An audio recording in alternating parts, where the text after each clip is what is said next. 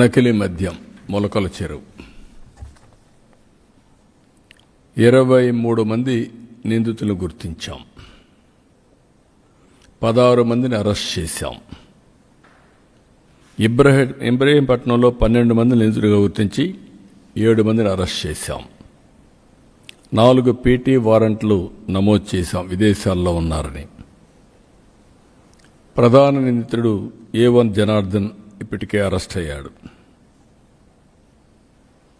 ఇవన్నీ కూడా చూసిన తర్వాత ఈరోజు ఇన్వెస్టిగేషన్ చేస్తూ ఉంటే నాకు వచ్చినట్టు నేను ఎప్పటికప్పుడు బ్రీఫింగ్ తీసుకుంటున్నాను. తప్పు చేసిన వాడు ఎవ్వడు కూడా తప్పించుకోవడానికి వీలు లేకుండా చేయడం కోసం డిపార్ట్మెంట్ అప్రమత్తం చేయడమే కాకుండా ఎక్కడెక్కడ సమస్యలుంటే అవన్నీ కూడా అనలైజ్ చేసుకొని నేను చెప్పాల్సి కూడా చెప్తున్నాను. ఎవరిని వదిలిపెట్టద్దండి. అందుకే మా పార్టీ వాడైనా కూడా ఇమ్మీడియట్గా సస్పెండ్ చేశాం. ముందు వెనక చూడలా, ఒక్కరోజు కూడా చూడలా. నేను ఒక్కరోజు కూడా చూడలేదు అంటే నేరస్తుల్ని ఎవరిని వదిలిపెట్టను అనేదానికి దానికి అర్థం. అది అయిన తర్వాత ఈరోజు మీరు చూస్తే నేను ఎప్పుడు కూడా పేద ప్రజల ఆరోగ్యం కంటే నాకు ఏది ముఖ్యం కాదు. నేను పదే పదే చెప్తున్నాను. అది చెప్పినప్పుడు మొలకల చెరువు వచ్చిన సంఘటన ఫస్ట్ బయట పెట్టింది మా వాళ్ళు లీడ్ తీసుకొని చేశారు. కానీ మూలాలకు పోతే కొన్ని షాకింగ్ వార్తలు కూడా వస్తున్నాయి. ఆ షాకింగ్ వార్తలు ఇప్పుడే నేను చెప్పను మీకు. ఇవన్నీ వాస్తవాలు బయట రావాలి. దీన్ని అంత ఈజీగా వదిలిపెట్టను. ఇవి చూసిన తర్వాత నాకు అనిపించింది దీన్ని ఒక సిట్ వేసి టోటల్గా ప్రక్షాళన చేయడానికి ముందుకు పోవాల్సిన అవసరం ఉంది. అందుకే GVG Ashok Kumar IPS IGP Eluru range, Rahul Dev Sharma IPS director enforcement provision and excise, K Chakravarthi IPS SP CID, Mallika Garg IPS ఇప్పుడు టెక్నికల్ మెంబర్గా ఉంది. అదే మరి ఆర్టీజీఎస్ కూడా పనిచేస్తుంది ఆవిడ్ని.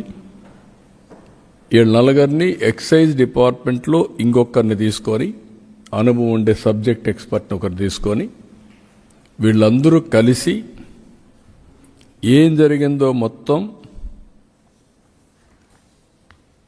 ప్రక్షాళన చేసే దిశగా తిరిగి ఎలాంటి నేరాలు చేయాలంటే వణుకు పుట్టేట్టుగా చేస్తాం. వీళ్ళు ఆఫ్రికాలో కొన్ని నేర్చుకున్నారు. మూలాలు అక్కడి నుంచి స్టార్ట్ అవుతున్నాయి. ఆఫ్రికాలో నేర్చుకునింది ఇక్కడ ఆంధ్రప్రదేశ్లో అమలు చేయాలని కూడా చూస్తున్నారు. అది ఇక్కడ సాగదు. దీనికి కూడా రాజకీయ ముసుగు ఒడిదొడుక్కున్నారు.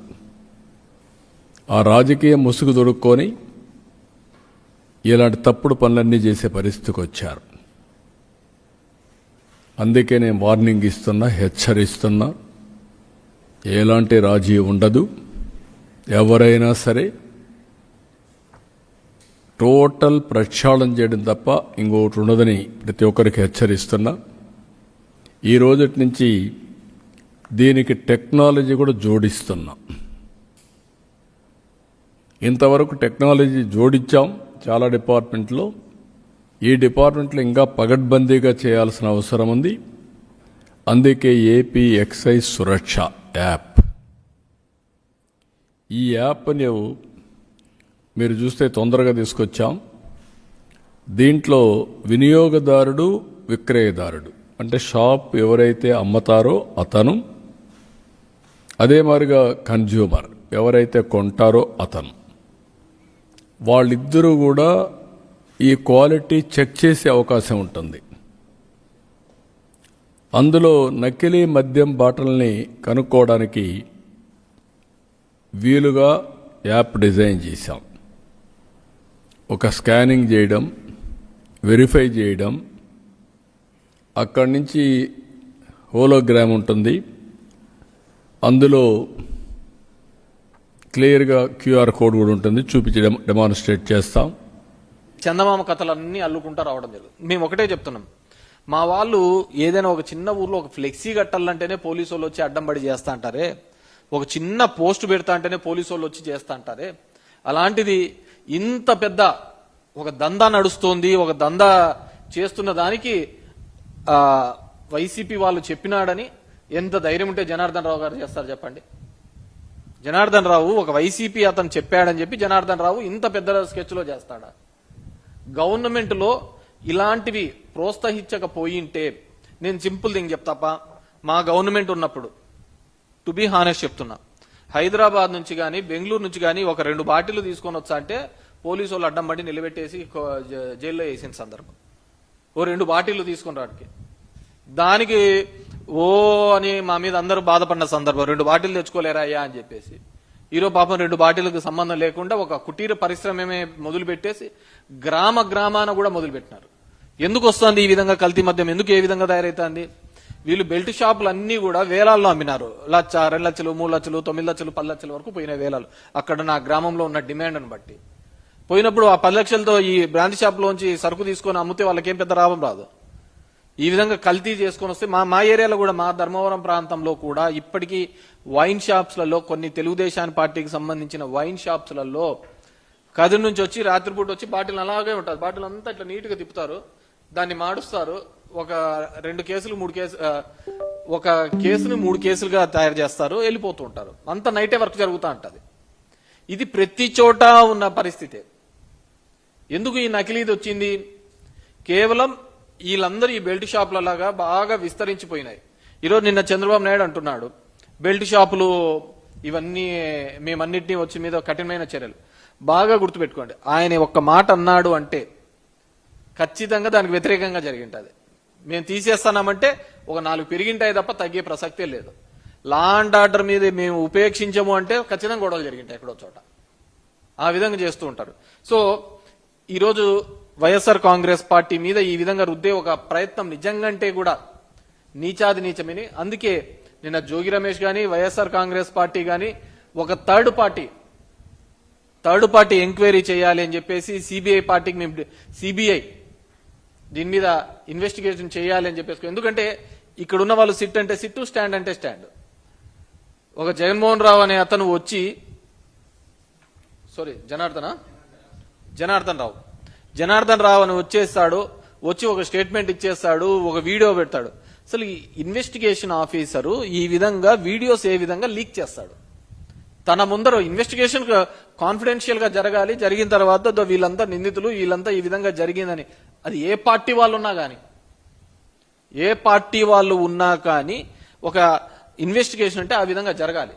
వీళ్ళు కల్పిట్స్, వీళ్ళు దొంగలు, వీళ్ళు దొరికారు, వీళ్ళు ఈ పద్ధతిలో చేశారని చూపించాలి. కానీ దాన్ని పొలిటికలైజ్ గా చేయడం, అది పొలిటికల్ గా ఇబ్బంది కలిగించాలి అవతల పార్టీని అనే ప్రయత్నం చేయడం నిజంగంటే, మీరు దీనికి ఏదన్నా కానీ ఒక లాజికల్ కంక్లూజన్ గా ఎక్కడ దొరికారు అని మూలాలు కనిపెడితే ఇక్కడికి ఆగుతుంది. అది మిగతా పార్టీల మీద రుద్దే కొద్దీ ఖచ్చితంగా తెలుగుదేశం పార్టీకి అదే విధంగా నష్టం కలుగుతుంది తప్ప లాభం కలుగుతుంది. మీకు ఎవడు సలహాలు ఇచ్చాడో ఏమో కానీ అన్ని అవతల పార్టీ మీద బురద జల్లండి, తర్వాత మీకు మేలు జరుగుతుంది అనే పద్ధతికి అది నిజంగంటే తప్పుడు ఆలోచన, ఖచ్చితంగా ఇబ్బంది పెట్టే పరిస్థితి తెలుగుదేశం పార్టీకి. ఎందుకంటే ఇంతకుముందు విజయవాడలో కూడా కాల్మనీ జరిగినప్పుడు అలాగే జరిగింది. అంత కాల్మనీ అనగల మళ్ళీ ఎవడో వైసీపీ వాళ్ళు ఉన్నారని చెప్పేసి దాన్ని చేసే ప్రయత్నం చేస్తున్నారు. కానీ ఈ రోజు ఎందుకంటే చంద్రబాబు నాయుడు నిన్న ప్రెస్ మీట్ లో చెప్పినారు 30,000 మంది చనిపోయినారు. ఈ షోమి 1 పోస్ట్ మార్టం దట్ ఈ గత ప్రభుత్వంలో మద్యం వల్ల చనిపోయినారని ఒక పోస్ట్ మార్టం చూపించండి, ఒక కంప్లైంట్ చూపించండి. ఈరోజు చాలా మంది చెప్తున్నారు, లోకేష్ చెప్తున్నాడు మేమే కనుక్కున్నాము, మేమే దీన్ని కల్తీ మద్యాన్ని అరికట్టే ప్రయత్నం చేస్తున్నారు. ఖచ్చితంగా అరికట్టాలి చేస్తే తప్పే కాదు, కానీ ఈ విధంగా దొరికిన దాన్ని కప్పిపుచ్చుకునే ప్రయత్నం చేస్తున్నారు. ఆ కప్పిపుచ్చుకునే ప్రయత్నంలో భాగంగానే మీరు ఈ రోజు వైసీపీ పార్టీ వాళ్ళ మీద ఇంకోరి మీద రుద్దే ప్రయత్నం చేస్తున్నారు. డెఫినెట్ గా మీ అందరినీ కోరుకునేది ఏంటంటే, ఈ మీడియా ద్వారా తెలియజేసేది, ఎవరైతే దీంట్లో ఉన్నారో వాళ్ళు ఆ పార్టీ ఈ పార్టీ అని సంబంధం లేకుండా నిష్పక్షపాతంగా విచారణ జరగాలి అంటే అది ఒక సిబిఐ ద్వారానే, థర్డ్ పార్టీ ఇన్వెస్టిగేషన్ ద్వారానే జరుగుతుంది. మేము సిట్ అంటే సిట్టు, వీళ్ళంటే వేసినాం. దానిలో ఉన్న ఆఫీసర్లందరూ నాకు తెలుసు. మా జిల్లాలో ఎస్పీగా పనిచేసిన అతనే అశోక్ కుమార్. మా దాంట్లో ఒక ఎస్ఐ రెడ్ హ్యాండెడ్ గా దొరికిపోయినాడు. ఒక అతన్ని డబ్బులు అడిగినాడని చెప్పేసి, సురేష్ అని. నేను కంప్లైంట్ ఇవ్వడానికి పోయినా ఆయన దగ్గరికి. ఆయన దగ్గర పోతే ఆయన అన్న మాటలు ఏంటంటే, ఇలా ఫోన్లో ఎట్లా మాట్లాడాలో తెలియదు అన్నాడు. ఫోన్లో డబ్బులు అడుగుతా వాయిస్ రికార్డింగ్ దొరికింది.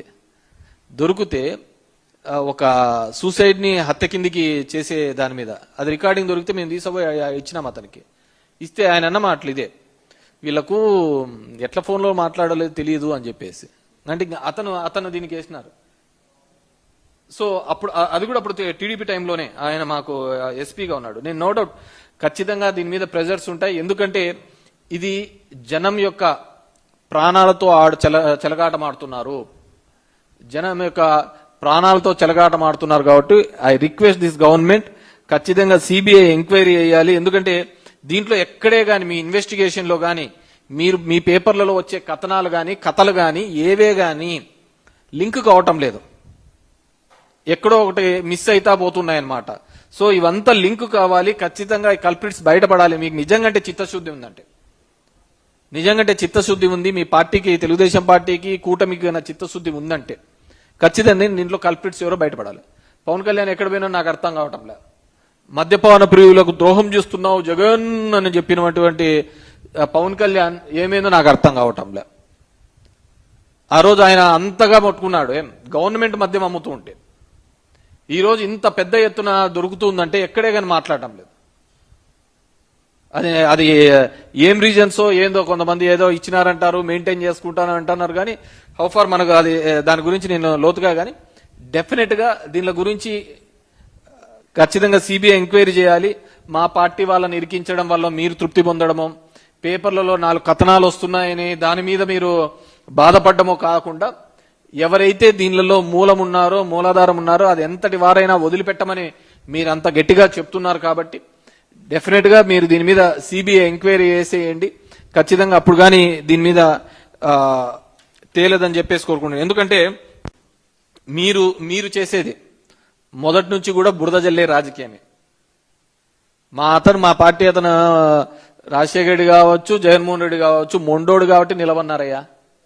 లేకుంటే మీరు చేసే పనులకు ఎవడైనా కానీ బిచ్చాన్ని ఎత్తుకోబోల్సిందే. ఎన్టీఆర్ లాంటి వాళ్ళే మీరు నాశనం చేసి పెట్టరే. స్త్రీలోలుడని, లక్ష్మీభారతుడని, అది ఇది అని చెప్పేసి ఏమేమో చెప్పి కథనాలు చెప్పేసి ఇదే పేపర్లలో వచ్చినట్టువే కదా, ఇదే కథనాలు వచ్చినట్టు కదా. ఏమిటి ఇప్పుడు సోషల్ మీడియా అనే ప్లాట్ఫాము, ఇంకొక మల్టిపుల్ మీడియా ఉన్నాయి కాబట్టి సరిపోయింది. కానీ లేకుంటే ఇలాగే కదా అందరినీ నాశనం చేసేది. ఈ వీడియో నచ్చినట్లయితే సబ్స్క్రైబ్ చేయండి, లైక్ చేయండి, షేర్ చేయండి.